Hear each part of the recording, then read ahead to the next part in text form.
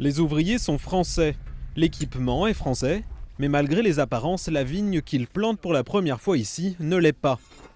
La minuscule île de Sercq fait partie de Guernesey dans les îles anglo-normandes au milieu de la Manche. Les voitures y sont interdites. Jusqu'en 2008, c'était un seigneur non élu qui dirigeait l'île. Et depuis quelques mois, certains pensent que c'est l'endroit idéal pour y produire du vin. Et au plus nous avons étudié le sol, au plus nous avons étudié la climatologie de l'île, le plus nous avons été convaincus qu'on pouvait réellement produire du vin sur l'île de Sark. Mais sur une île aussi petite que Sercq, les hectares se font rares. Si ça permet d'attirer des touristes sur l'île, si ça aide l'île elle-même, alors ce serait positif. Mais d'un autre côté, ils prennent beaucoup de place avec ces vignes, ce qui veut dire moins de prés pour nos chevaux.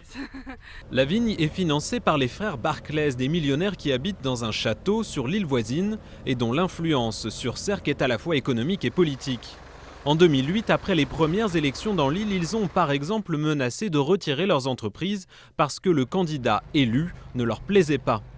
Mais un homme les a convaincus de rester et d'investir 1 million d'euros dans le nouveau vignoble.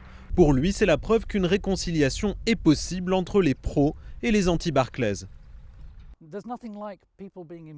Il n'y a rien de tel que de s'impliquer dans quelque chose qui abat les barrières. Ça aide les gens à communiquer entre eux.